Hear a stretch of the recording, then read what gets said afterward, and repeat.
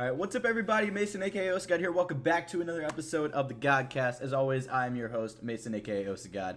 And I know it's been a long time since I've recorded anything on this channel. I decided to come back today because today is actually a really cool day for films. In particular, today is May the 4th, which is Star Wars Day. May the 4th be with you all.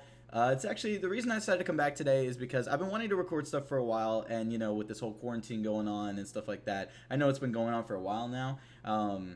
But, you know, I've had a lot of actually, like, big family stuff happening within the past month, and my birthday was the past month. I normally do make a video on my birthday, but I didn't this year because, you know, I don't know. It was kind of off because, you know, again, the whole quarantine thing. I hope everybody is staying safe, by the way. Hope y'all are doing okay. As you could probably tell from the last time you see me record, this is a completely different look. This is the same place I'm living at. I rearranged my room months ago, and I got a new gaming chair and all this stuff. I don't know if you guys have seen it in videos. It's been that long since I've recorded. This is my quarantine cut I got going right now for my hair, so that's why it looks weird, because I haven't done it professionally. I've had family do it for me. Thank you to my lovely family.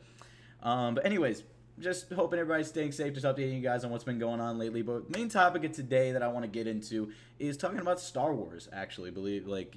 Getting into, talking about something on topic today instead of, a bunch of random spewing crap.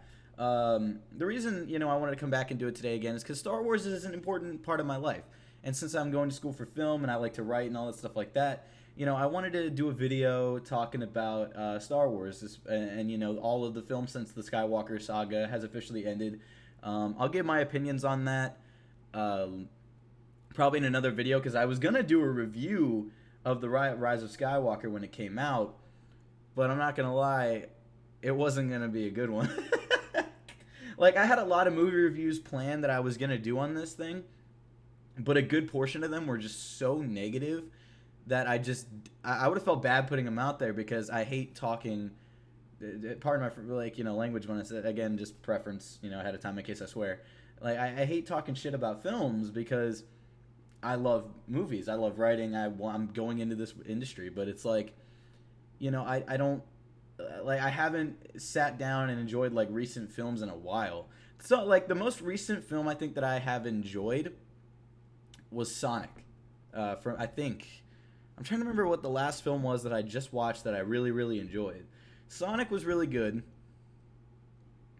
But, no, I'm going to save that for an entire whole nother video. I'm going off topic here. But I was going to do a review for The Rise of Skywalker, but I wanted to wait because, it was just going to be completely negative. So I thought I'd combine in another video. And what better way to do that than with this, talking about all the Star Wars films. That includes the in-between films, not just The Rise of Skywalker.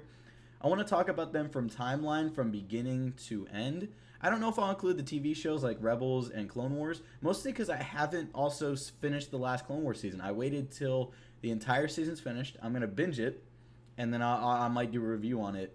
Or just talk about it in another video, because people are talking big about it, and so I thought I would, talk about it at some point, down the line once it was all complete and finished, because, there's a lot of Star Wars stuff that is wrapping up if you think about it. The Skywalker saga, Clone Wars, it's like, new stuff is now opening up. Is that a good or bad thing? I don't know. I kind of just want the main Star Wars stuff that has to do with the Skywalkers to just end, because they milked it way too much, in my opinion. That's just me. If you enjoyed the new stuff, that's great for you. I didn't, but I'm a human being. I have an opinion. But anyways, in this video, I want to talk about each of the movies from beginning of the timeline, from the Skywalker saga to the end of the timeline, and give my opinion on said films. So obviously, first off, I want to preface this. These opinions are my opinions and my opinions alone. I judge films and watch films a lot. A lot of people would consider me a hard critic. I don't think I'm that bad compared to some people that I know. Some of you know who you are. But, I always give a movie a chance.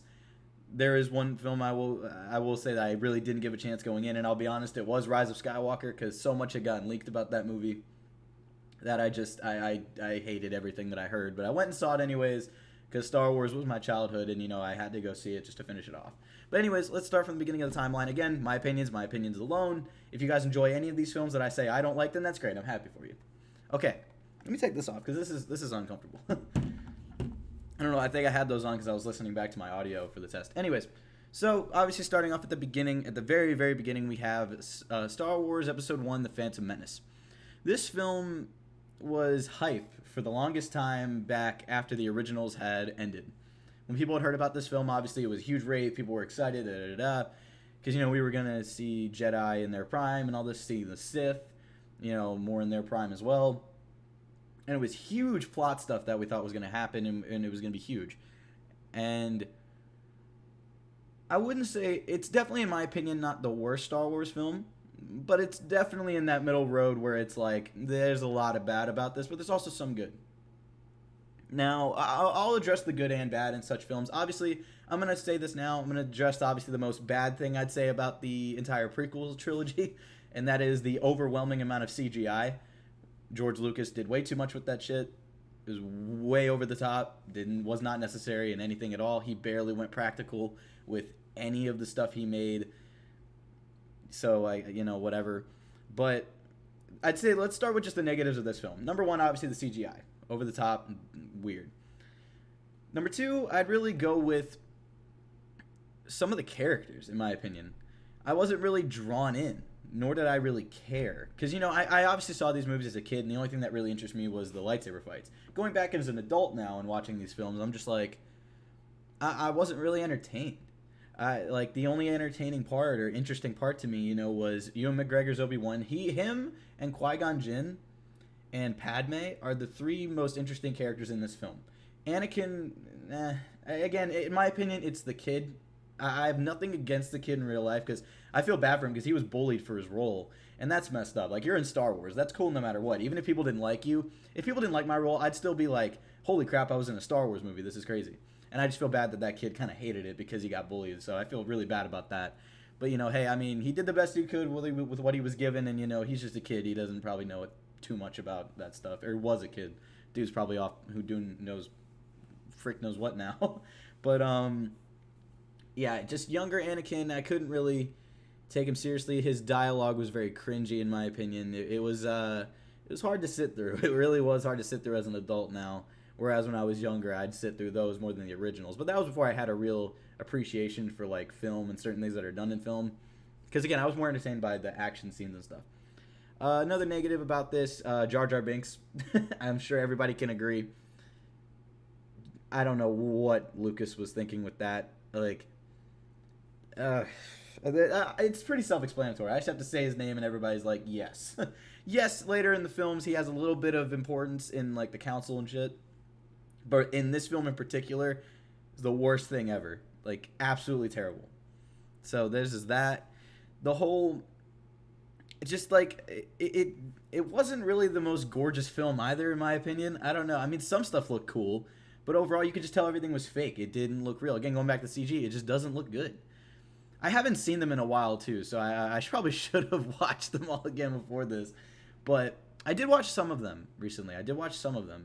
But it was mostly the originals. I haven't gone back and watched the prequels in a long time because I've seen them so many times in my life. But I do love in this movie pretty much the negatives. Gonna list them again. Jar Jar Binks, young Anakin, too much CGI. The plot was all over the place in my opinion. It was really, really, really weird. I don't know. Best parts of this movie though, Ewan McGregor, young Obi-Wan Kenobi, phenomenal. Very, very, very well done performance. Qui-Gon Jinn's I almost said Alec Guinness. Jeez, Liam Neeson as Qui-Gon Jinn, phenomenal as a Jedi Master to, see the person who taught Obi-Wan to be as wise as he is. That's really cool to see that. And, just kind of cool throughout these films, seeing the growth of Obi-Wan Kenobi is just really cool. And seeing him at almost his youngest as we probably could see him for a while, in my opinion, is very, very cool. And it's right off the bat, too. It's not like it's one of those things where you have to guess who he is. You can kind of piece it together and you find out pretty soon for the most part. So I do like that's a kind of a throw to him. I love that a lot. Darth Maul. I think the best part of this movie is Darth Maul. Because Ray Park, the actor who played Darth Maul, phenomenal, martial artist. He was perfect for the role, for the type of character they wanted. He knew how to do swordplay. He knew how to he knew how to do everything that he needed to do for his character. And the look of Darth Maul is so cool. His fight style is unique and different. And, if you're taking out the fact of the shows, another really disappointing thing, if you're taking out the show aspect of Star Wars, it's very much of a waste of a character. If they didn't bring back Darth Maul for Clone Wars and Rebels, it's a waste of a character. Very much is a waste of a character. And that's very, very upsetting if, they hadn't brought him back. And there are a lot of people that don't even watch the shows that even know he came back. So, and found out later in Solo, which, whatever. I'll get to that later. But, and then, of course, I'd say the best thing out of all of these, prequels, in my opinion, is the lightsaber fights. If one thing George Lucas focused on the most that he was very successful in was the choreography of the fights. They are very, very well done. They're like, it's literally practically written as dialogue. That's not me phrasing that. It's like, I'm pretty sure, how do I say, excuse me. I think it was the fight choreographer stated it that it's almost as if it's dialogue, the way it's performed. It's performed in a certain way that you just have to know where, like, it's almost the point where you can't, like, be like, okay, I got to do this, and this. It has to come fluent.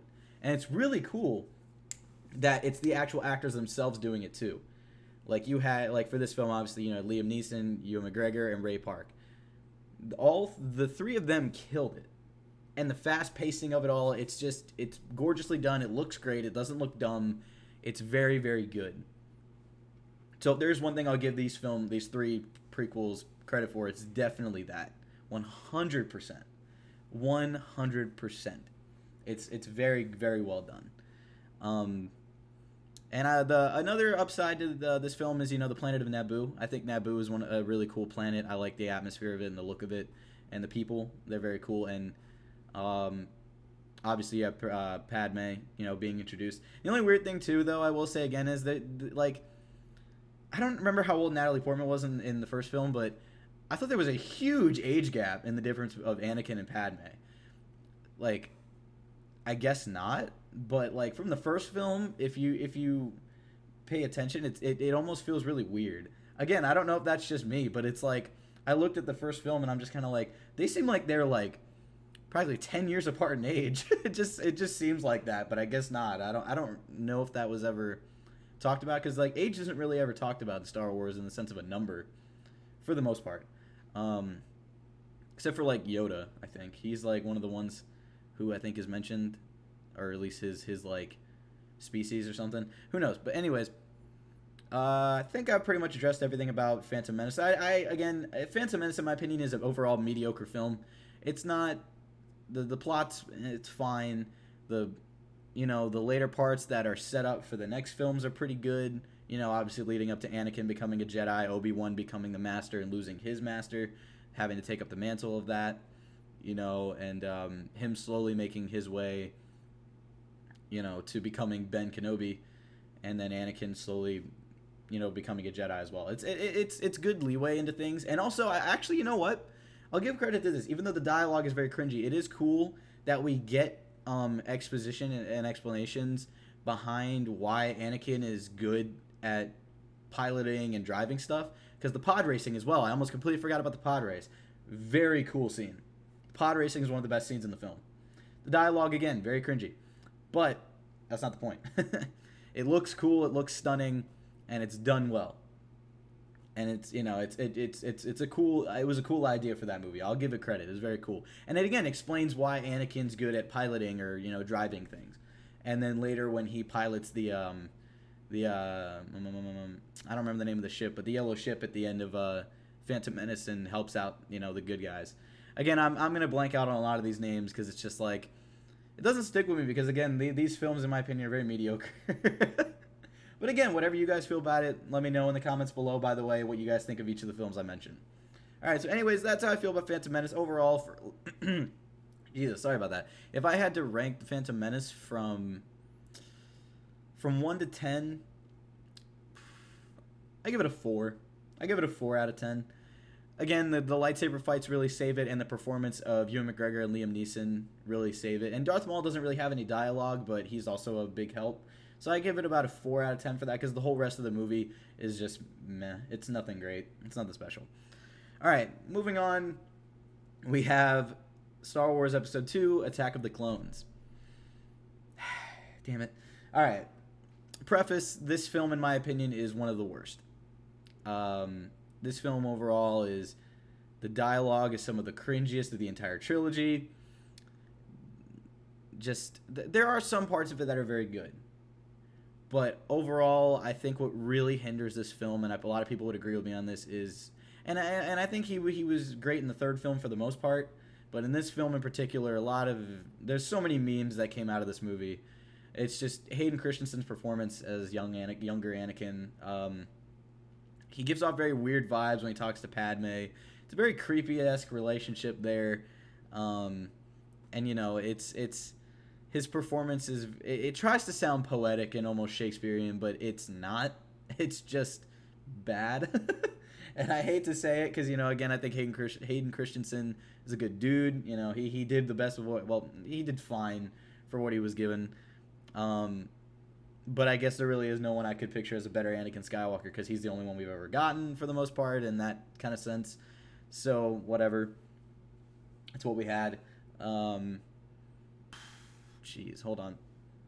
Excuse me. Sorry.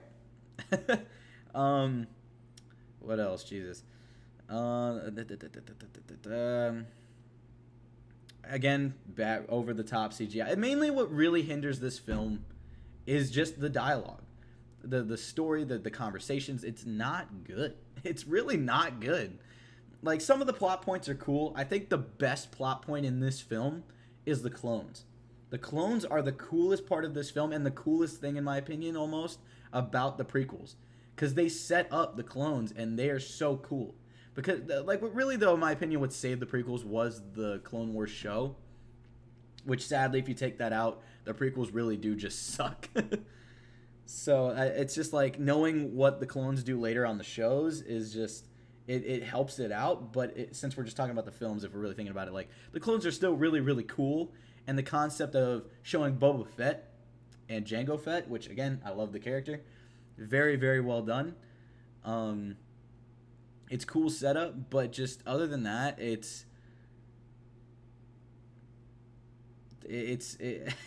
I can't like, again, there's not specific things I can get into because in my opinion, like, these plots are so basic.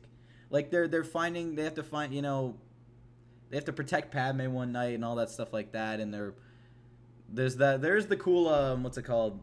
I don't remember what these things are called, but they're the flying things that are like cars on that planet on Coruscant when they're doing the chase scene with oh my god, I know the name. Is it Zemo? No, I'm thinking of Baron Zemo from Marvel. Why can't I think of this bounty hunter? Why can I not think of this bounty hunter? I'll Google it while I'm trying to think on this. I know a lot of you thinking like this is poorly prepared, but it's like I normally have this off the top of my head, and these names are like, you know,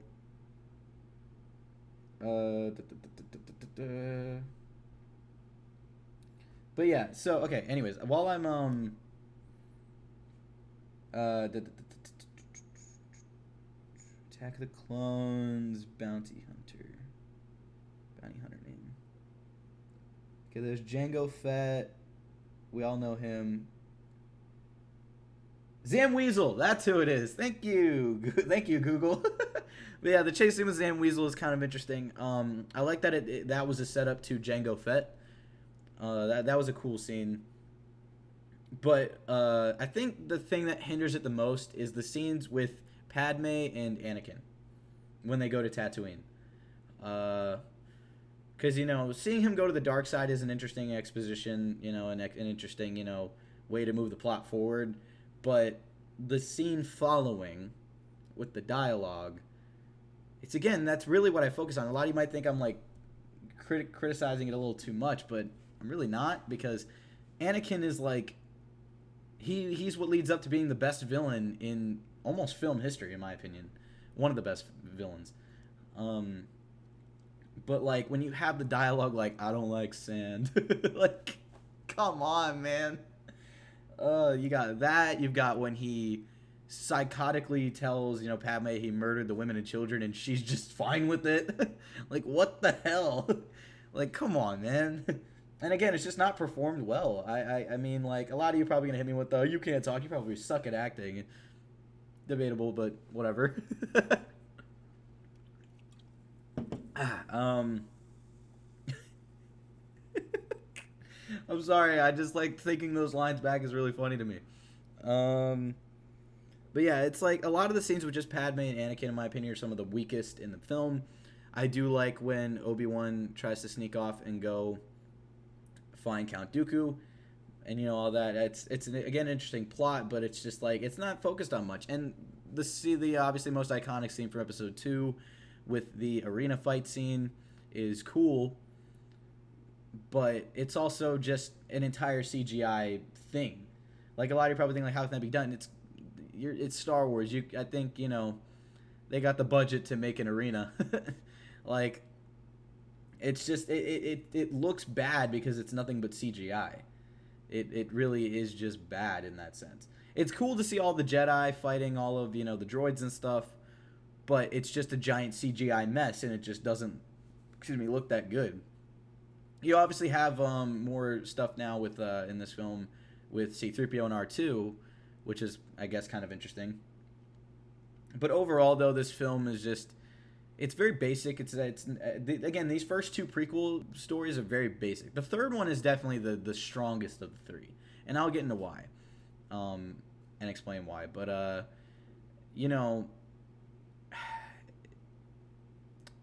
yeah, Count Dooku. I almost completely forgot the final fight with Count Dooku, Obi-Wan, and Anakin.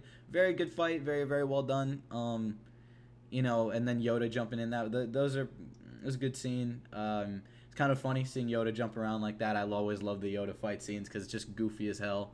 But there was something I was gonna bring up and I completely forgot about it. It's just I can't. It's hard to sit through these films, in my opinion, because it's all about the dialogue, the scenes, and how the plot's going to carry forward. And there really isn't anything too deep. There really isn't anything that's like, you have so much going on. You have the war that's about to happen. You now have clones coming in. You got this, that, or the other. It's just so much, and it doesn't execute well. It's just a lot. Again, the fight scenes are all cool. I mean, that's mainly what I feel like these films focused on was the fight choreography and the cool fight scenes, but that was about it. It's a cool setup to Boba Fett, I guess. His father was murdered, and then again, the thing that pisses me off with this is they carry more on the subplots that are more interesting on the Clone Wars show, like with Boba Fett. He, with his plot wanting to kill Mace Windu. It's just they have so much that a solo film for Boba Fett or other stuff would have worked out, but we never got that, so whatever.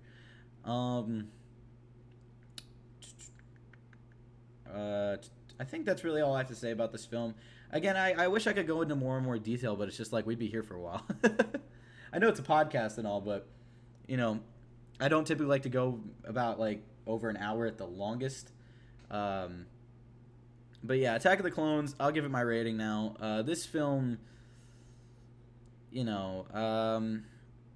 I haven't sat through this one or Phantom Menace all the way through in a while. So this one in particular, though, I can only watch like two scenes in this film, which are the arena fight scene and the last scene. Oh, and the scene when Obi-Wan goes to Kamino, which is a cool planet. I'll give that credit to. Kamino's a cool planet. Geonosis, is it Geonosis? Geonosis, is that the planet? Geonosis? It's one of the two. Hold on. I'm trying to remember specifically how it's said. I don't remember if it's Geonosis or... Oh, God damn it. Because one of these is, I think, Marvel, and the other one...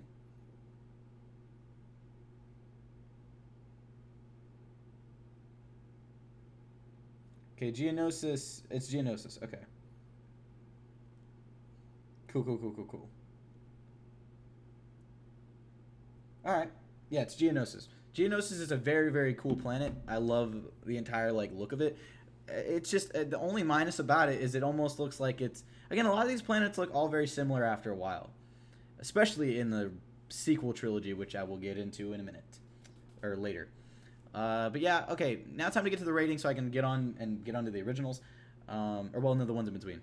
So, I'll rank them all, by the way, once I'm done, in the list of my favorite or least favorite to favorite. But anyways.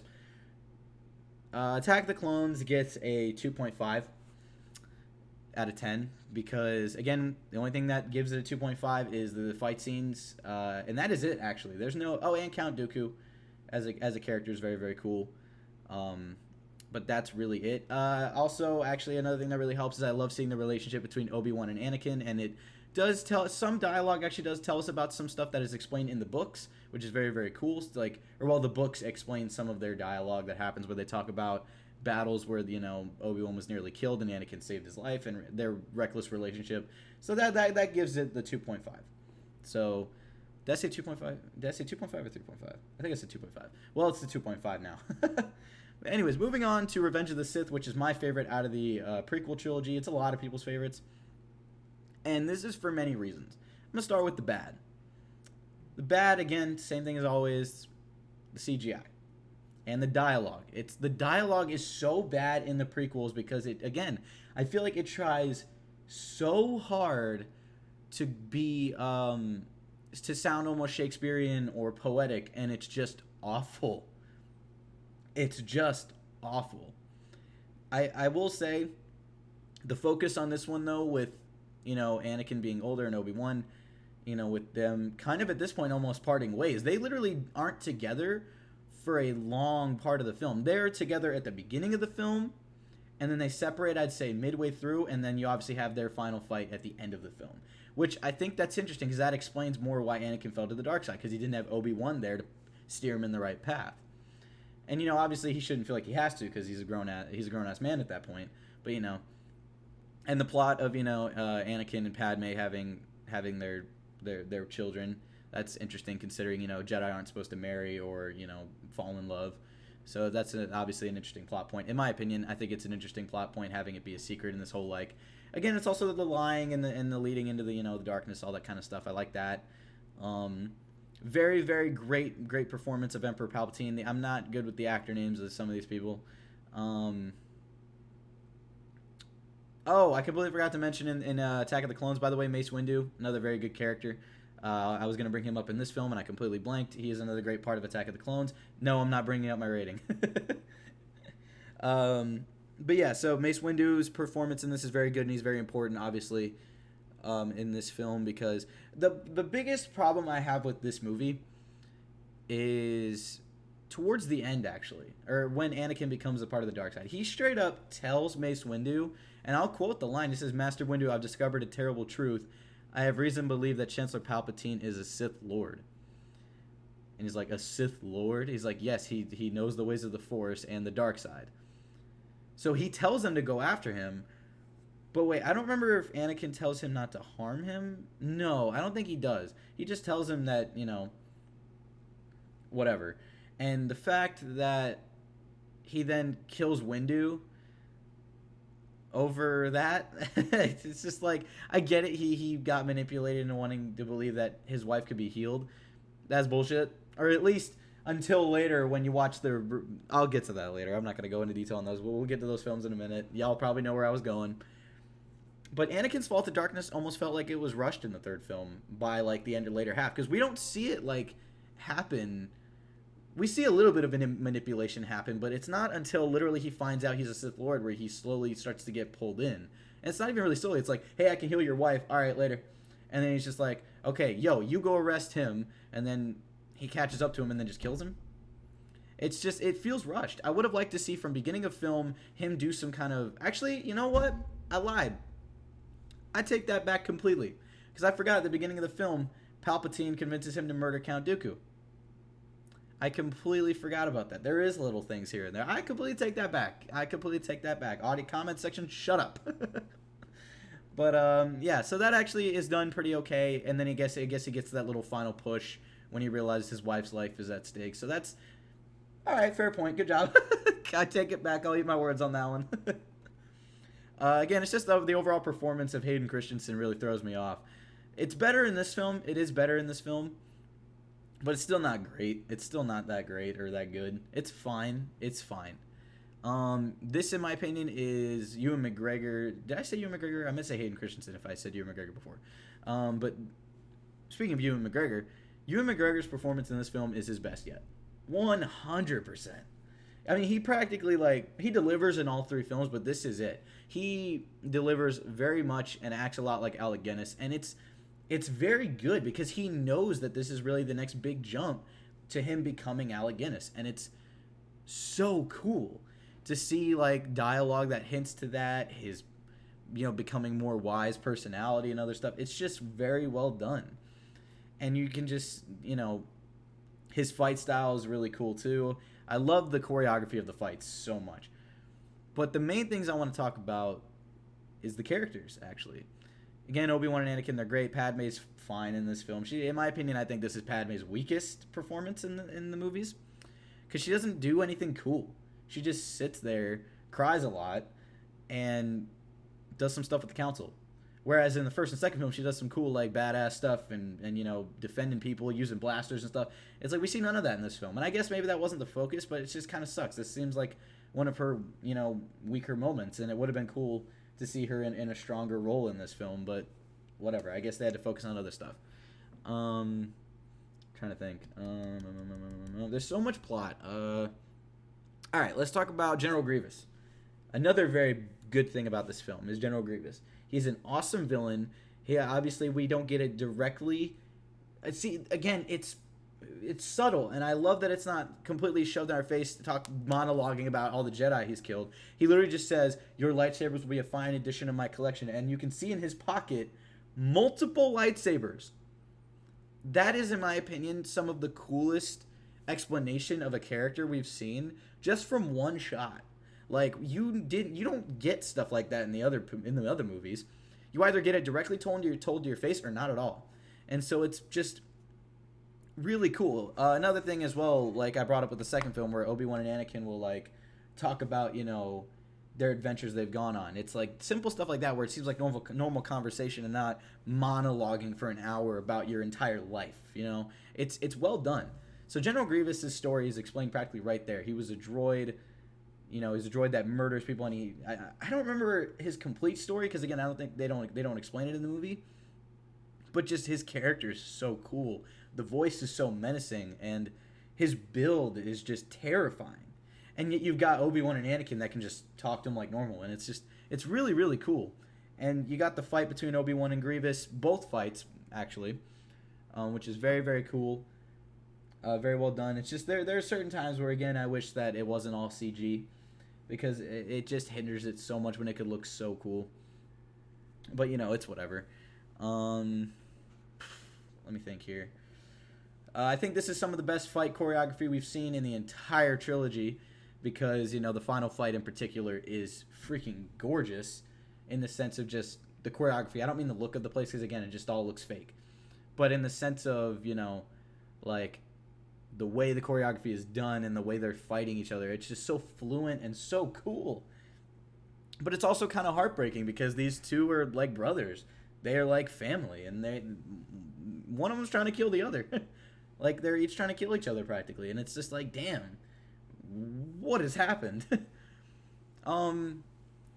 Another big thing, Emperor Palpatine, phenomenal performance, and seeing him fully delve into the darkness and fully look and turn into Emperor Palpatine or Darth Sidious is so cool. I think a lot of the Jedi deaths, I will say, are very disappointing, and the reason I say this is because during the fight, during the fight of the prequels with Mace Windu and 4 other Jedi, the fact that 4 out of the 5 minus Mace Windu practically get cut after 2 saber clashes. They get killed after 2 saber clashes. And it's just like Kit Fisto as well, who's one of the bigger like side Jedis, just dies like that. And it's just, what the hell? It is nice, well, not nice, but it is, well, I guess nice is the word, to see at least some memorable deaths in a sense, where you have Ki-Adi-Mundi, Aayla Secura. You got some sad moments there, but then you got a Plo Koon. It sucks seeing them go, obviously, but we expected this. Well, maybe not at the time, but it's just like you expected the Jedi to die at some point, because the original trilogy with that, and that scene is very heartbreaking to see sometimes, but it's also very well done. Again, it just looks so bad because it's all CG. It's all CG and it looks terrible. It looks terrible. I will give credit. I believe all the costumes of the Jedis, at least, are practical. Besides, obviously, the wide shots, I feel like, when they're actually flying something. But, like, the up-close shots, I think, are all real. So that's at least good. But it just sucks that everything is so fake. And that's what I'll give a little bit of credit to the newest trilogy for, is that they focused a lot on creatures and made them look real. I'll give that credit, those films. But yeah, it's just everything looks so fake in these movies, and it takes kind of away the emotion of it, because it's like, this would be so much better if it felt any real, but it doesn't, because it's just like, oh, that looks so bad. Like, ugh, it bothers me.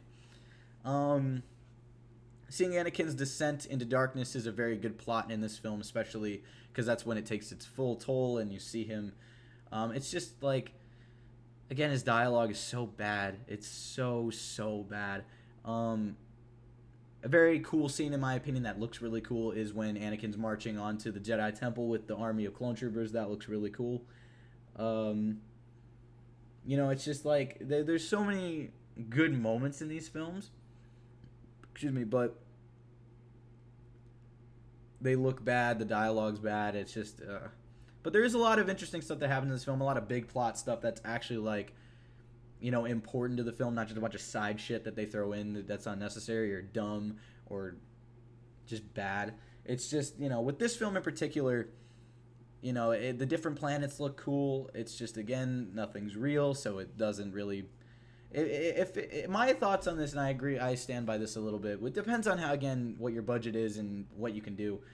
But if you can do practical, I always recommend practical, because then if it's tangible, it feels more real, and obviously it looks more real, and it draws in an audience more, in my opinion.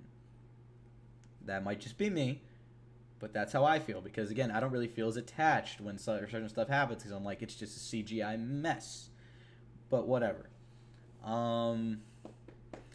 I think that's all I really want to bring up. Obviously, you have cool things at the end of the film. Obviously, the birth of the two kids, Luke and Leia. And seeing Obi-Wan drop off, Luke to Uncle Owen, and I feel so bad I can't remember the aunt's name. My bad. But you got them and Obi-Wan staying on Tatooine. But you also have a scene where Yoda's talking to Obi-Wan, and he says, he tells him about the training to become a Force Ghost, which is really, really cool. I love that. Because that's, again, it explains it later for Episode 4, because you don't see Obi-Wan much in Episode 4, so at least we get explanation on that. So it's very good on that part. I'll give them credit. They do, with wrapping up stuff in that part, if we weren't going to have Episode 6 be the last Star Wars movie, I would have been fine if 3 was the ending. But it wasn't. We'll get to that later. But yeah, so Episode 3 for Star Wars, Episode 3, Revenge of the Sith. Overall, I think this film is the best of the three. It's a fine film. It's not mediocre. It's above mediocre. It's decent. It's not great. It's kind of good.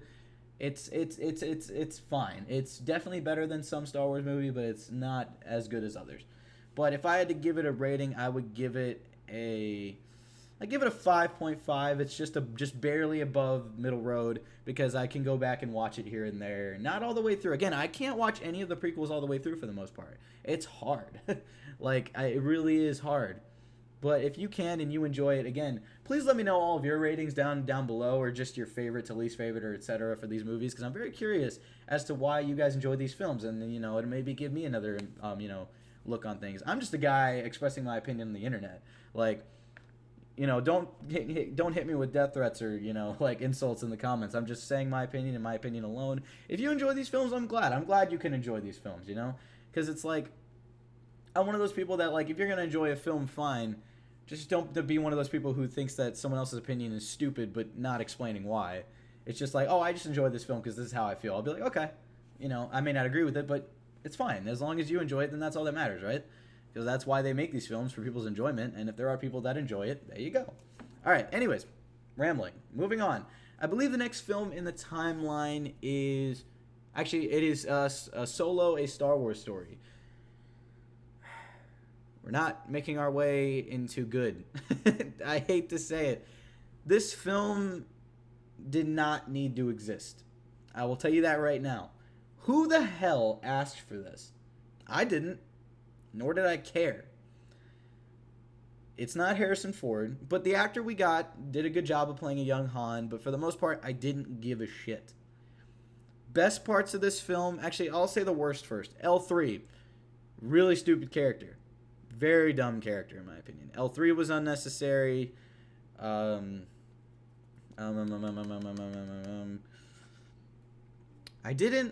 personally didn't like Paul Bettany's character as the villain. He was fine, but really all he was is a setup to a thing that's never going to be done. Really, he was just a setup for that Darth Maul cameo, which in my opinion was the best part of the film. Another worst part of the film is the fact that L3 is the reason that Han is the reason he made the Kessel Run. So it wasn't Han's piloting skills that did it. It was the navigation of the Falcon that did it for him. And that's kind of what pissed me off. It kind of took away everything that was really cool about Han Solo that we didn't see. You know what I mean? It took away all the cool history of him, in my opinion. So that really bothers me. The overall plot's a bit like... my whole thought on this is a lot of the story was bland, kind of dumb, unnecessary. The planets looked cool because a lot of it was tangible. It was practical sets on some of the stuff. It looked good. It looked cool. The origin of Chewbacca and Han meeting is nice, but again, I felt it's such an unnecessary film that I didn't care. It's like, cool, they met. We obviously knew if they were going to meet, they were going to be best buds.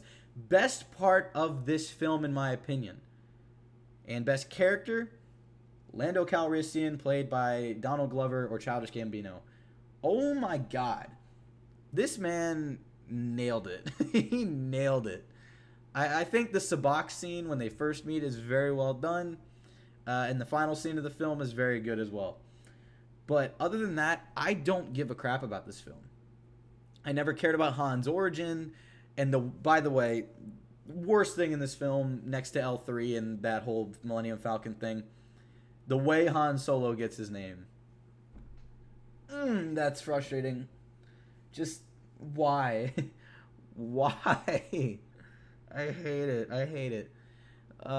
But I do like that we do get some explanation as to why he's good at piloting, because I believe they said it was because he was joined up with stormtroopers and had some training or whatever before he quit or left or would have betrayed them or whatever. But other than that, this film is so dumb and not unnecessary and not really good, in my opinion. Best character, in my opinion, in this film is Woody Harrelson's character, probably. He's up there. I like his character, but again, he was killed at the end, so it doesn't matter. He was a waste of a character because he was in through a lot of the film, but they just kill him. What would have been cool is if they kept him alive and brought him back for a future thing. But no. Whatever. I'm feeling a sneeze. Hold on. Come on. Okay, well, I'll probably sneeze when I'm talking. But anyways, Woody Harrelson's character was very good. I like his dialogue. I like his character. It's very Woody Harrelson. He performs it very well, and it's very, very fun. The overall, plot, though, is just... It's very basic. It doesn't even feel like a Star Wars type plot. It's like, oh, we need to get this for this guy, or, isn't it like if I remember correctly, again, I've only seen this film, twice, not even. It's like they need to get is it coaxium? It's some sort of element that you can only find on Kessel, and what if they don't do it, they're gonna get killed or something like that. I don't remember what it is, but I don't care. I do not care. It's so bad. It's so dumb. The origin of the Falcon, I guess, is kind of cool, and why it has that little missing piece. I guess that's cool. But again, this whole entire film is so unnecessary. I don't care for it. In my opinion, I would rather watch the prequels than this, mostly because the prequels at least have a meaning to the story. To the main plot of Star Wars. This Han Solo story, whatever the hell, is just Solo, a Star Wars story before y'all are going to give me shit. It's so unnecessary. It really, really is. It's barely a mediocre film. It's shot well, I'll give it that. But it's just overall, I didn't care. I really didn't care. The best part of the film was the Darth Maul cameo, and it was cool that we got to see Ray Park play the character, and the voice of him was the voice actor from the Rebels and Clone Wars show. But other than that, this film really wasn't that good. it was fine. And it's certain things will, like, reference other things, but it wasn't a necessary film, so I didn't give a shit about it. So overall, where would I put what would I give this from 1 to 10? I would give this one a 3. It's better than Attack of the Clones. I'll give it that. Because it just looks better and the dialogue is better and not as cringy. But overall, I just didn't care for this film. Whereas, at least for Attack of the Clones, I had care in the sense of the story. It's just, it didn't, Attack of the Clones is, you could probably take Attack of the Clones out and it wouldn't change much from the Star Wars prequels. So that's kind of why I'd say this film's better. Because at least you get some explanation of things in this one, or references to things. But for the most part, this film is not necessary. So, whatever. It's in the sense of everything a film is worth of, though, it is better than Attack of the Clones and the way it looks and all that. But, yeah. That is my opinion on Solo: Star Wars Story. Now, moving on. We're starting to get into some good now. Hell, we're actually getting into some greats. We'll get to that in a second. Let's just take a sip. Alright. Moving on. Next film in the timeline, we have Rogue One, A Star Wars Story. This film, gorgeous. This film is so good. From the choreography of the fights, to the cinematography, to the story, and the characters. This film is so good. The dialogue is great. The characters point is we give a shit about the characters. We care about the characters. And obviously, I feel like it was pretty obvious that by the end of this film they were going to die. Because if you've seen the original, they talk about that an entire legion of people died getting the plans for the Star Wars stuff. And it is a cool plot. It is an interesting plot. Like, a lot of people may think, like, who cares about how they got the plans? But it's like when you hear the story that many people died and so much sacrifice to get it, it's just kind of like, yo, what if, though? And realizing that this is a Star Wars film where they really don't shove lightsabers in your face and the Force itself, but we get references to it and we get characters that have connections to it in some way. It's just cool. It's really cool. Best character, in my opinion, is the blind guy. I can't remember I don't remember the names. Jin is also a very good character. I love her a lot. She's very cool. She's a good Star Wars character, in my opinion. I like her story. I like, the actor who played the father.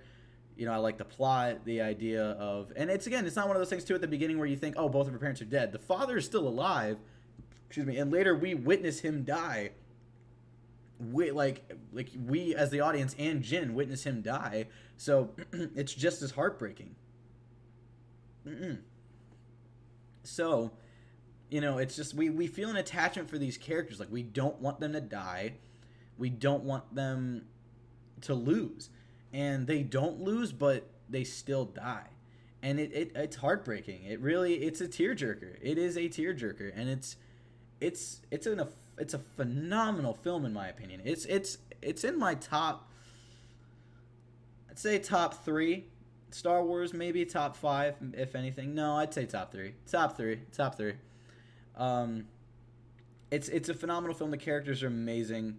They actually, and they have references to the originals as well. And this film literally is what sets up Episode 4. You could watch this film and then watch the originals, and nothing would feel disconnected. That's what's amazing about it. There's so many good things about it. It's awesome. And the Darth Vader scenes are phenomenal, by the way. I think my favorite lines, my favorite line of his is when the commander or whatever is walking away, the bad guy, and he says, "Am I still in charge?" And he starts to get force choked, and Vader says, "Feel free to not choke on your aspirations, Commander."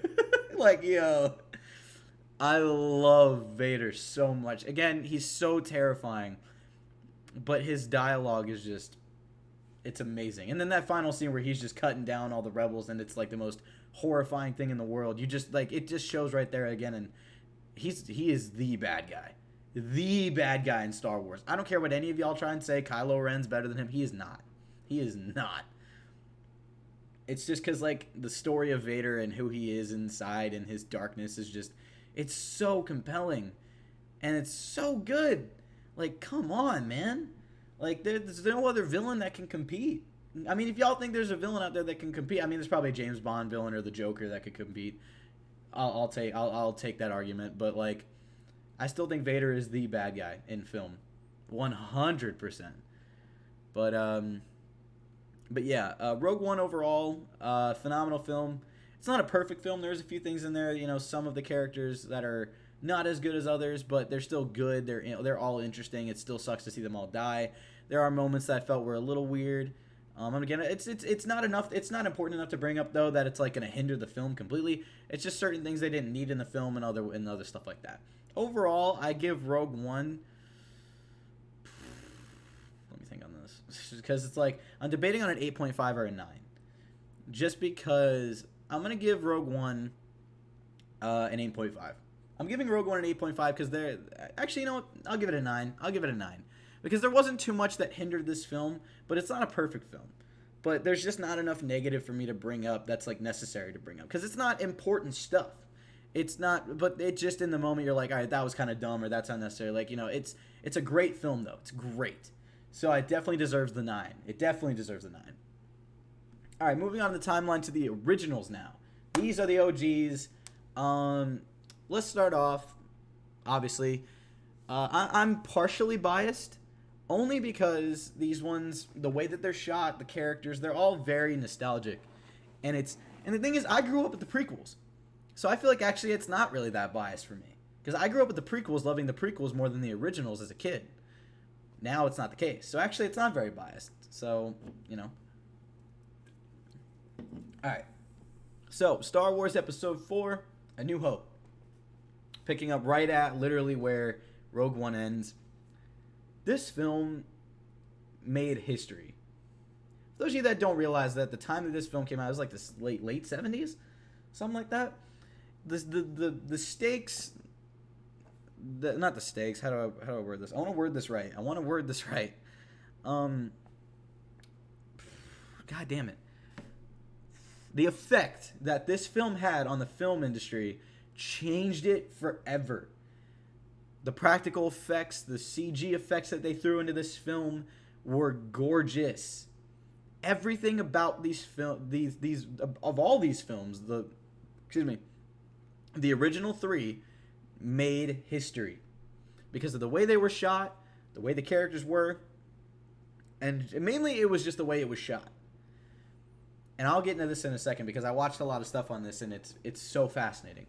So to start off, obviously, you have the characters Luke, Leia, Han, Ben Kenobi. All interesting characters. You have Leia. I'll start with Leia because I know some people are going to, probably bring this up. You have this badass, strong female character who, again, I think also made history for female roles in film. She set history. Like, she was able to hold her own. That's another reason I like Padme so much is because they're really well written and really cool female characters that are badass. Like, I love it. So, you have that, and she's just, like, this complex, like, obviously not damsel in distress character who can handle her own. It's really cool. And she's just awesome. And then you got Han Solo, obviously. Like, I don't need to go in detail about these characters. You guys get the point. And they're all interesting, and they're all very real. They act very realistic. They're not these over-the-top, like, bad dialogue characters. It's very well written. It's well performed for the time it was at, and it's kind of beautiful in my opinion. There's a lot of shots that are gorgeous. Like I think the best shot in Episode 4, and a lot of people can agree with me, is the one with the double sun with Luke when he looks off and sees, and he's looking out in the distance. That's the best shot in my opinion, almost maybe of the entire original. There's one shot I think that's also a very, very good shot. And I just love it because it's the beginning of something cool. But that's in the next film. I'll explain it. But another thing this film did with the camera shots that was amazing. There are some shots that, for fun fact, some of you may not know, they shot from far distance, lined it up, and they only had one prop made. And in the background was a painting. It wasn't in the background. They shot it from the frame of the painting and had it so far away that the painting was the closest thing there, and there was the little prop thing, but it filled up the blank space of the painting. And it was used in the film. Like, just look it up. I'm not even kidding. Like, it is the most amazing thing in the world the way it's shot. It's gorgeous. A lot of the far away shots where you see something going on, I'll bet I'll like that's more than likely, at least in this film, a painting with just a prop placed in a blank space. If you don't understand what I mean, I'd look it up, where it's like, you know, someone will paint it and there will be an empty space in the painting that wasn't painted at all. That's like, it's like it's hard to explain it, but, and then in that blank space, they will line up the prop in the camera shot to fill it perfectly, and it looks like you're in an entire room. It's so cool. Like, I absolutely love it. It's shot so well. And then, you know, the lightsaber fight with, you know, Alec Guinness with Ben Kenobi and Vader. At the time, it was really cool. But yeah, obviously now it's like it's nothing great. It's nothing crazy.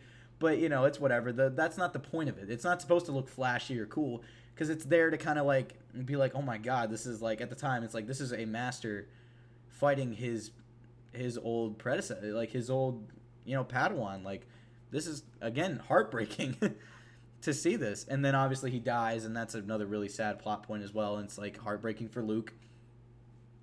And it's just, this film is so iconic, from the soundtrack to the camera shots to the characters to the specific scenes, like the cantina scene, the sunrise scene, the Luke and Vader fight. I mean, not Luke and Vader, Ben and Vader fight, the final X-Wing, you know, attack on the Death Star. It's just, Yavin 4, there you go.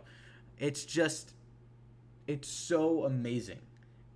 This film made history, guys.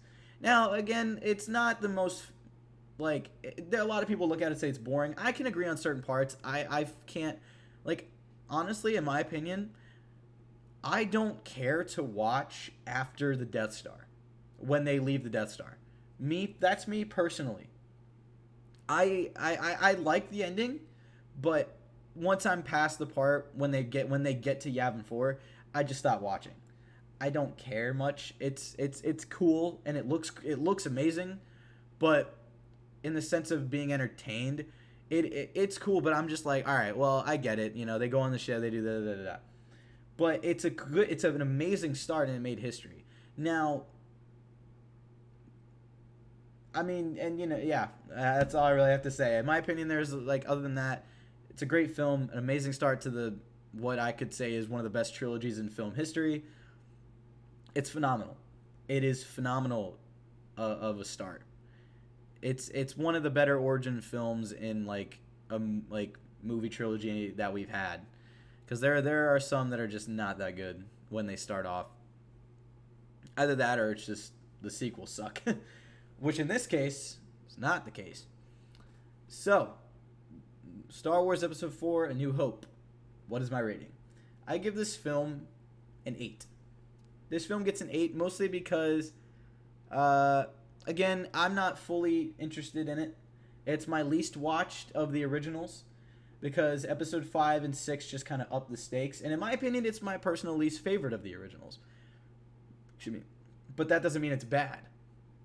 It's just my least watched of the originals, and it's you know, my least favorite out of the originals. But it's still great.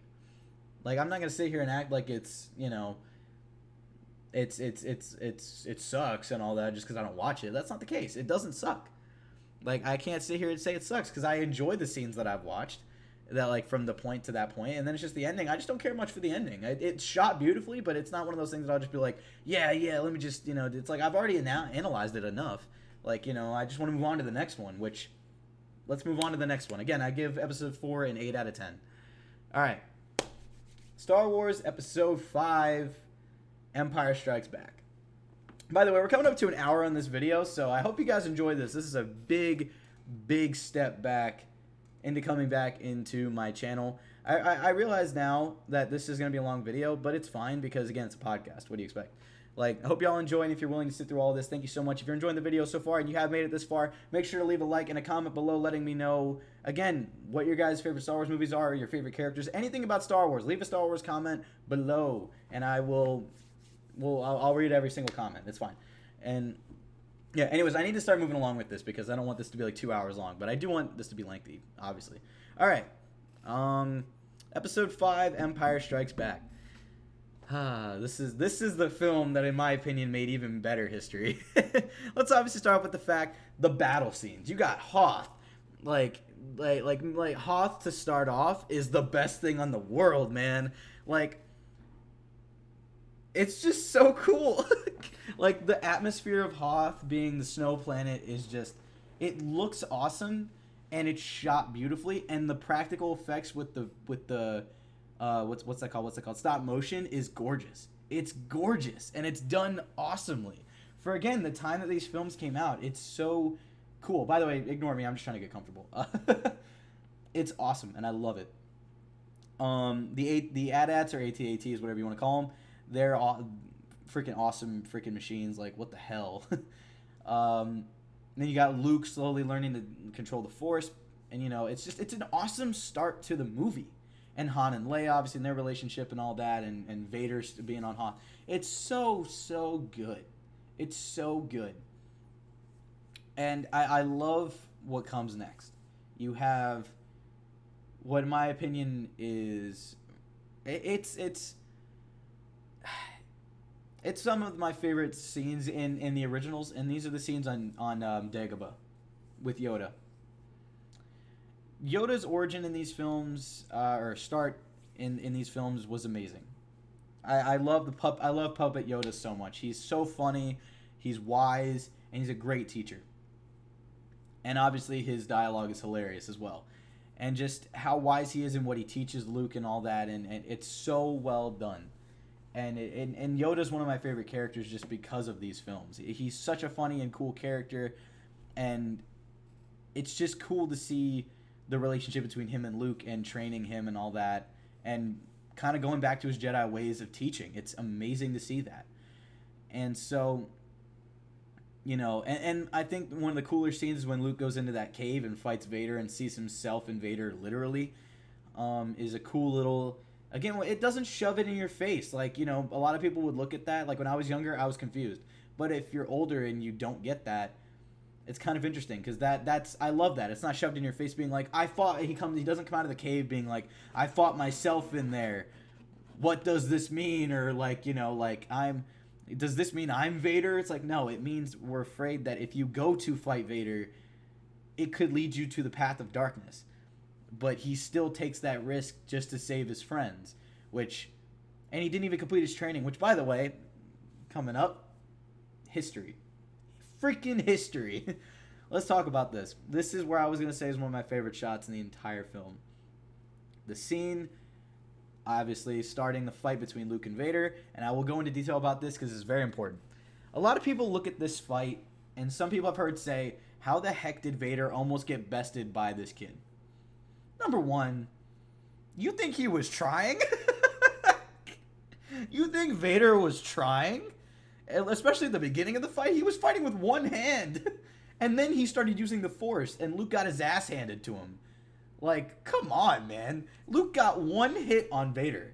Well, one lightsaber. He kicked him, knocking him off the ledge that one time. But again, Vader wasn't trying at the beginning. He wasn't trying. And it's so funny to hear people argue that. I'm like, are you, like, come on. It's so, yeah. Like, you can just tell that, like, Vader is just underestimating this kid, and for good reason. But Luke also has upper hands in moments. Like, again, I love how he outplays Vader in some ways. It's very, very cool. And it's, like, so... It's shot so well. And again, getting into the shot that I was going to talk about. At the beginning of the fight, when Vader turns on his lightsaber and Luke has his, that wide shot of seeing two of them, like... You have the orange lights of the ground, and then them just standing there with their blades. It's the coolest shot ever. I love that shot. And then, of course, you have what a lot of people consider one of the biggest reveals in movie history. The reveal of Vader being Luke's father. It's phenomenal. Because, again, at the time, no one saw this coming. And even when they handed out the script, the original script was, I killed your father. Whereas that wasn't the original idea. They just had that set as the original line, and that's Mark Hamill's reaction, but they changed it and dubbed over it him saying, I am your father. But he gave off the same reaction because it's the same idea, where he's just like, no, what the hell, you know? So it's just an amazing film all around. There's very little wrong with this film, in my opinion. And that is why I'm going to say this now. Go ahead and give me all the crap you can in the comments. I give this film a 10 out of 10. Because obviously, even though it's old school and some stuff like that, you can tell it's very old. It is amazing for its time. And it's just absolutely cool. Oh, yeah. How could I forget? Boba freaking Fett gets introduced in this film. And for the little time he has on screen is so cool. The little time stuff he has on screen is some of the coolest ever. And I love it, man. It's awesome. And he's one of my favorite characters in Star Wars. He's very underrated, but his books and the comics are awesome. But anyways, overall, I give episode 5 a 10 out of 10. I can go back and watch that film many times. I have watched it many times, and I love it. All right, moving on, because we're picking up time here. Episode 6, Return of the Jedi. I love this movie. A lot of people give it shit. Mainly they give it shit just because of the Ewoks. But other than that, I think it's great. Some of the dialogue is a little cringy, I'll be honest, but the fight scene at the end with Vader and Luke feels very emotional. The only thing I will say, it's just do the same fight and have Luke win this time. I think my favorite scene is when Vader's monologuing to Luke and Luke's hiding. And he's like, if you will not join me, then maybe your sister will. And he comes out and starts going ham at him. Because in that moment, it even shows that Luke, our hero, is flawed. And in the moment went to the dark side and fought out of anger. And it just shows that he's not perfect. And that's what I love about him. And I'll get into that later with our next protagonist. Anyways, yeah, overall, though, this film's great. The opening scenes at Jabba's palace on Tatooine is some of the best opening I've ever seen. The only disappointing thing is Boba Fett in that, and it bothers me so much. Like, you have Boba Fett jumping in to fight Luke, which is completely badass. And as Luke jumps to another ship, Boba lines up his arm cannon, and there's no one attacking him or distracting him. And before the camera cuts, you see him shoot one off, and it goes so high and wide, it's humiliating. And then he dies, and it's a joke. It's like a belch by the Sarlacc, and I hate it. It's so dumb. Like, one of the coolest characters in Star Wars gets killed that way. Why? Anyways, and then, of course, the Ewoks are horrible. They are so dumb. Because even the Emperor says he sends his finest troops down onto Endor, and these bears are like baby hand slapping, killing them. It's just, why? Other than that, though, this film is great. Emperor Palpatine's phenomenal. Vader is awesome as always, and he, fulfills his destiny, kills the Emperor, which I'll get to that later. And it's great. It's a great movie. It's not phenomenal. It's not perfect, but it's good. It's a great ending, and it was very, very cool. It had a good ending, and it would have been a good ending to end on, but nope. Disney had to buy it and keep going. Get onto that now. What do I rate Star Wars Episode 6, Return of the Jedi?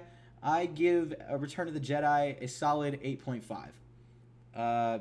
Mostly because, again, the stuff that is bad hinders it pretty bad, and it annoys me a lot. But other than that, I enjoy the film very, very much. Obviously, again, I'll bring up the bads again if you guys don't know what I was talking about. Boba Fett's death was annoying. The dialogue can be cringy at some points. And, what is it? I had it. And the Ewoks. It's just, it completely, in my opinion, ruins the pacing almost. It's just not, it's supposed to be fun and all that, but it's kind of dumb. But anyways, moving on, we now have, if I remember correctly, am I missing anything? I don't think I'm missing anything. No. All right. Moving on now to the newest timeline, the sequel trilogy. Preface, I hate all of these. I hate 2 out of 3 of them. My favorite is episode 7. It's because it was fresh, it was new, and it was a setup to something cool. We got throwbacks to the originals, a little too much of nostalgia, though. Almost shot for shot of episode 4. Why? But it was shot pretty well. The characters were just starting out, so there really wasn't much to judge at the time. The plot was interesting. Actually, no, it wasn't. What am I talking about? There was the same plot as episode 4, so never mind. Overall, it was an interesting start. It's not perfect, but it was shot well. It was, the fight choreography was mediocre. But the references to some of the stuff was cool when it, it's just there was too much of it. It was too much. And it just, none of these characters really get developed well, especially our protagonist. She doesn't grow at all. And I'll get to that in a second. But yeah, none of these characters grow. Like, Poe practically changes characters from this film to the next, and I'll explain that in the next one. Overall, Episode 7 is a mediocre film. It's shot well, though, and the dialogue is good. It's funny, it's entertaining, and it's, you know, it just felt good to have a Star Wars film come back after so many years, but after seeing the entire trilogy, it's very disappointing. I give it, I'd say, a 5. Actually, you know what? I've watched it a few times. I'll give it a 6 out of 10. I'll give it a 6 out of 10, mostly because the next two I cannot stand. I cannot stand them. So let's move on. Episode 8, The Last Jedi. Oh yeah, Episode 7, Force Awakens, just because I'm listing all the titles. Episode 8, Star Wars Episode 8, The Last Jedi. This film, in my opinion, was a mistake. I think the biggest issue with this film was changing directors. Because changing directors can change the entire vision of your movie and screw over all of your characters you wanted. I blame both of the directors for that, J.J. Abrams and Rian Johnson. But I'm not going to get into why. I think Rian Johnson threw way too much weird stuff into the film. There was so many unnecessary characters in this film that were written terribly. Rose is not necessary at all. The one woman with the purple hair was stupid because she just died later and wasn't important at all. Just Leia didn't feel like Leia. It's so bad. And then Rey, she doesn't grow at all. She does, like, literally, like, the first thing she does is she goes straight to the dark side or whatever, and then like they throw the start of a relationship between Rey and Kylo in our face, which I never wanted that. I don't know who would. And then the start of the stupid Force Skype calling. That's the dumbest thing I've ever seen. Why is that a thing? It shouldn't be a thing. The fact that she's as powerful as she is without having any training or any of this stuff, I don't care that she's Palpatine's kid or granddaughter. No. Even Palpatine had to train. Even Palpatine had to practice using the Force. That's not how the Force works. It's so dumb. And then Finn doesn't grow at all. He's whatever. The entire scene of them going to that stupid casino thing is just it felt very prequel-y and very dumb. And it was very political too. It was very, very political and unnecessary. It's just gross. It's stupid. It's a bad plot. And then, of course, you have, at the end, Rey and Kylo kind of working together, which that fight is some of the worst choreography I've seen in Star Wars. I don't want to get into it. I will say Kylo Ren's fighting is some of my favorite because it how do I say, represents his character very well, the way he fights. It's very, very good. It's very just, like, swingy, very, like, not giving a crap about what hits him from behind because he's just fighting through anger. He's not fighting through, like, focus or anything. It's good. And Kylo, he gets better. In my opinion, his best is definitely Episode 9, mainly because of one scene, which I will get to. Overall, though, The Last Jedi Episode 8 is awful. I can't watch it. I literally can't go back and watch it. It sucks, in my opinion. It really does. I know I'm hating on these ones more than the prequels, because at least the prequels were consistent in what they wanted in the sense of a goal. These ones felt very rushed. The pacing was all over the place with these three, and it just didn't feel like it had a goal for an overall trilogy. Because our protagonist doesn't grow. We don't I'll explain it better in the next film. I think the best way I can explain it, she's a Mary Sue. For those of you that don't know what it is, look it up. I'll get more into that explaining later. Because, by the way, she goes to training, learns nothing, steals these books from Luke, before almost killing him, actually. And then she just doesn't grow. No one grows. And the thing I was going to say with Poe, how he's almost like a completely different character in this film. In the first film, he's this great and nice guy pilot who's very good at what he does, and he cares a lot about his team. And then you start off Episode 8, and he's this arrogant asshole who's rebellious to his own people and doesn't listen. It makes no sense whatsoever. It literally makes no sense. It almost makes him unlikable. And I hate that. I love Poe's character in general because 9, they kind of bring it back, thank God. But overall, it just it sucks. So Episode 8, I give this film... Oh, wait, I don't think... I think I ranked Episode 7, yeah. Episode 8, I give a 2. I give Episode 8 a 2 because it's the most inconsistent. because it didn't even feel like Star Wars. It really didn't. A lot of people say that, and I completely agree. This film did not feel like Star Wars. So it gets a 2. Alright, moving on to Star Wars Episode 9, The Rise of Skywalker. This is, in my opinion, one of the worst as well.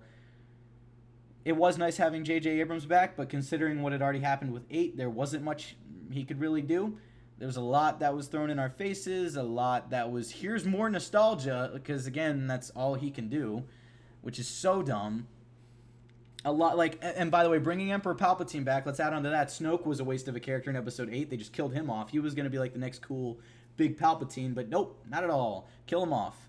And waste of Andy Serkis, by the way, phenomenal actor. You get to Episode 9. Why? This film,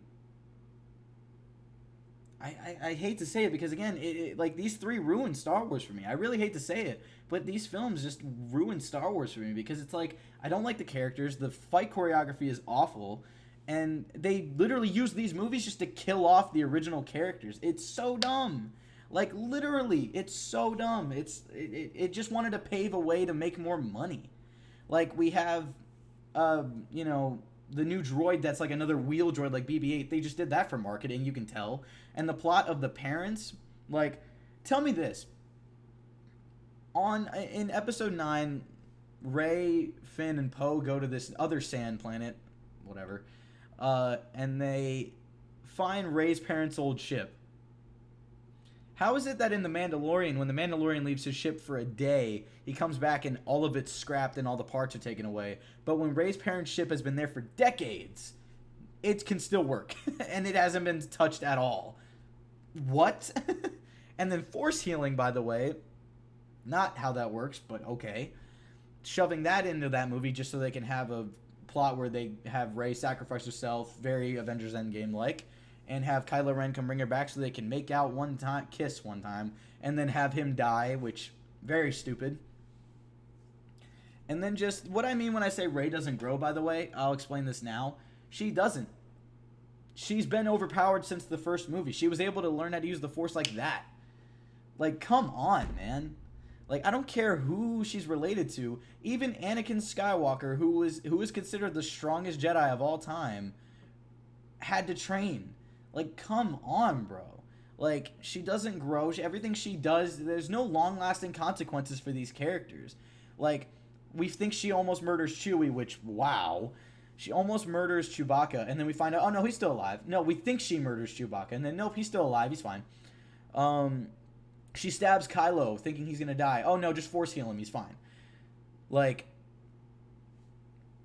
it's so dumb. And, like, oh, it's raining, pouring down water. You need to get to this area. Well, sorry, there's a storm. You can't go through the water on this. Oh no, she can pilot this boat. She can drive this boat perfectly in water, even in the worst conditions. Oh, okay, it's cool. Like, why? She's the least developed character, I think, in Star Wars. She stays the same throughout the 3. Just in the 3rd one, apparently, she's like even more powerful, without explanation. And then, you know, Luke isn't even training her. Leia is, which I guess is fine. But, like, they have a little scene where they show, like, Luke and Leia training, and Leia wins the fight. Don't believe that ever would happen. Just saying. Only reason I'm saying that is because, again, Luke is also considered one of the most powerful Jedi of all time. But whatever. And, like, I don't know, man. It's just, this film shoves a lot in the audience's face. A lot of the, like, I don't think Rey is a good character at all. She's a horrible Jedi, if you really want to go into detail. And this film is very Avengers Endgame reminiscent. The ending is almost an exact rip of Avengers Endgame, which shows no creativity, and it pisses me off very, very much, because they're, like, I thought what would have been cool is at the end, they have all the Force Ghosts of the Jedi fighting, because we see that Force Ghosts can hold lightsabers, because Luke does it in this film. It is nice to see Luke smile again, though, in this film. Thank God, because throughout all of Episode 8, he was pouting like a little wuss and just whining the entire film, which, Jesus. Like, that's another problem I have with Episode 8. He was not Luke Skywalker. Like, it's just, there's so much wrong with this film in Episode 8. It's so inconsistent. The pacing is awful. It's like 1 minute there's action, another minute like, it's the worst pacing I've ever seen. It's one of the worst pacing I've seen in a Star Wars film, and in a film in a long time.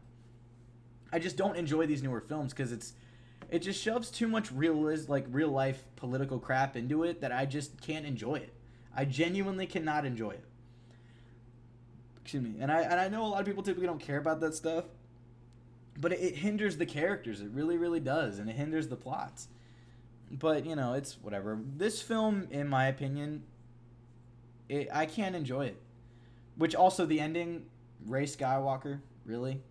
She's not a Skywalker. Like, the point also with that, the reason that also pisses me off, number one, you can't just say you're a Skywalker. Sorry, that is not, that's what this whole movie was, a build-up to you calling yourself a Skywalker. No. No. Sorry, but no. You're a Palpatine, and I would have loved if she embraced the Palpatine name, because Leia's whole speech she gave to her was about embracing who you are. If they had done that, that would have been some character growth. That would have been great. But no, not at all. Not at all. Why? I hate it, man. I hate it. Literally, this was the only film I think I've ever gone into expecting it to be terrible. Because, by the way, the entire film was leaked. The script was leaked on Twitter and all types of social medias. I saw everything. This was the one film I was okay with seeing spoilers because everything I saw was terrible. The kiss at the end with Kylo and Rey, why? It's just they shove so much in there that's so dumb and unnecessary. And the way they explain Palpatine comes back is in the opening crawl. It makes no sense. It's so dumb. They don't even reveal him in a cool way too. It's just, oh, he's in the opening crawl, and then Kylo Ren finds this map. It opens Kylo Ren killing these people on this planet that we have no idea where he is or why he's killing said people or how he even knows Palpatine is still alive. They just started off there. It's so bad. It's so bad. And then just when the heroes all find out, it's somehow Palpatine returned. That's it. Cool. They don't explain it. It's just there. And then Rey's face just and then the reveal that Rey is his granddaughter, Kylo Ren just tells us to our face. Thanks, man. No build up, just boom. What the I'm holding it back. I might get one of these in there. I'm just saying, preface, I might throw an F-bomb in there because this film in particular pissed me off very much. This film is almost shot for shot, by the way, in a lot of things, very reminiscent of all of them, or at least 5 and 6. Why? Especially the ending. The ending is a mixture of Star Wars Episode 6 and Avengers Endgame. It's so bad. There's nothing original about it. They didn't try to get creative or anything like that. They literally threw Kylo out so Rey could be the focus of it, and instead of working together or bringing back a lot of the Jedi to help fight this army of Sith, they didn't do that. It was really cool seeing Palpatine at full power again, destroying all the ships. He can do that, but one person who is using physical strength to block his force lightning and kills him that way is the dumbest death I've ever seen. Why? It's so bad. It's so bad. I hate it. I really do. And they give us references and showing that Finn is force sensitive. They're not going to grow. They're not going to develop more on that. And they also, by the way, take away Finn's entire origin story by bringing this woman, I don't remember her face, this person into this, it's not just her, bringing this girl onto the team, saying that her and this entire group of people also quit the Empire and joined forces against them. Pretty much they were stormtroopers and left. Exactly like Finn. So Finn's not as unique in this trilogy anymore. And I hate that because that's what I loved about him. If anything, I would have loved Finn to be the protagonist and not even be force sensitive. Maybe meet another Jedi or slowly realize he's becoming force sensitive and becoming a Jedi by the end of it and embracing that. I don't know. Any other plot would have worked. But what we got was so bad. None of the characters really worked. They were just shoved in our faces and dumb. And I hate it because I know John Boyega and who played Finn and Oscar Isaac who played Poe. They don't want to come back and do Star Wars ever again because they hated what was done. And I feel so bad. I feel so bad because they're such great actors. They really, really are. And even Mark Hamill hated what they did with Luke. And I feel terrible for him because he started this whole thing. So, yeah. What do I give Rise of Skywalker? I went in more detail about Rise of Skywalker than... Just because this film I can break apart so much better. Honestly, I think I might hate this one more than The Last Jedi. I don't know. I hate them pretty evenly. This one's gonna get. What did I give The Last Jedi? 2? You know what? The Last Jedi gets a 1.5. This one gets a 2. I'm changing my rating just because thinking about it now, it's just like, no, they both get a 1.5. They both. I hate them so much. I went on this whole thing. I'm not giving them. No, sorry. I can't do it. I really can't do it. I can at least somewhat stomach Attack of the Clones, but I can't stomach annoying ass characters. Like, I really can't. Like, bothers me, man. Like, Attack of the Clones and these two are really bad, in my opinion. Alright. Now that I've ranked all of them separately, I'm going to put them in my list from least favorite to favorite. Least favorite Star Wars film of all time is... It's even, man. I can't really pick. I'm going to just say The Last Jedi, because it really didn't feel like Star Wars. Then The Rise of Skywalker. Then Attack of the Clones. Then The Phantom Menace. Then Star Wars Episode 3. Revenge of the Sith. Then Star Wars Episode 4, A New Hope. Then, oh wait, no, sorry. Solo Star Wars Story, by the way, goes after. Let me start over. Okay. Least favorite, Episode 8, Last Jedi. Then Rise of Skywalker, Episode 9. Then Solo, A Star Wars Story. Then Episode 7, Force Awakens. Then Episode 2 is here. Then Episode 7. And then Episode 4, A New Hope. Then I'm messing this up so hard because I'm forgetting 3. God, give me a minute. All right. I need to have this written, man. I'm sorry. I'm still so tilted about I'm still so tilted about this whole thing. I'm gonna write this out real quick. So 8, 9.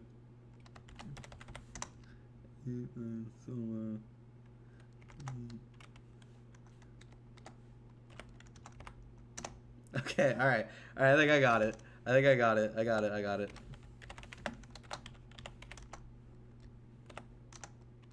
All right. I think that's all of them. All right, cool. All right. I'm sorry, this had me tilted. I hope y'all are like laughing along with me on this. All right, so least favorite, Star Wars Episode 8, Last Jedi. Then Episode 9, The Rise of Skywalker. Then Solo, A Star Wars Story. Then Episode 7, The Force Awakens. Then Episode 3, Revenge of the Sith. I forgot Episodes 2 and 1. God damn it. Oh my god. Actually, Alright, starting over again. Professional YouTuber here. Guys, there's so many of these. I completely forgot about 1 and 3 somehow. Okay, starting over one more time.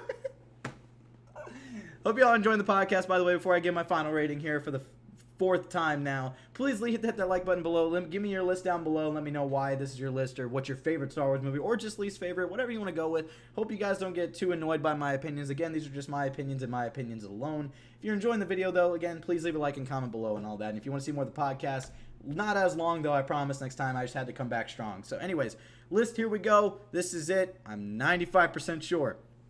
Least favorite film is Star Wars The Last Jedi Episode 8, then Star Wars The Rise of Skywalker Episode 9, then Episode 2 Attack of the Clones, then Solo A Star Wars Story, then Star Wars Episode 1 The Phantom Menace, then Star Wars Episode 7 The Force Awakens, then Star Wars Episode 3 Revenge of the Sith, then Episode 4 New Hope, then Star Wars Rogue One A Star Wars Story, and then second place is Episode 6 Return of the Jedi, and my favorite of all time is Star Wars Episode 5 The Empire Strikes Back. That is my entire rating. This has been the video. I hope you guys enjoyed this video. I'm so sorry if some of my opinions annoyed you guys or all this other stuff. I'm just being honest, expressing my opinions. But if you have completely different opinions, again, let me know in the comments below. I like hearing people out. I'm not one of those people who's just like, this is my opinion and it's 100% correct, because that's why it's called an opinion. So I hope you guys don't get upset at me or whatever. I will try and make, more videos of just other stuff. Actually, I do have a video that I want to do ranking a certain game that just came out recently that I have been loving on the PlayStation 4. That's very, very, very nostalgic for me that I'm excited to make, and it's nothing but positivity. So if you guys are looking forward to that, I will say it's about Final Fantasy VII, the remake. Look forward to that video coming down the line. But anyways, thank you so much, guys, for watching. May the 4th be with you. Hope you all enjoyed. If you did, again, leave a like, comment below. But anyways, Have a nice day. Goodbye.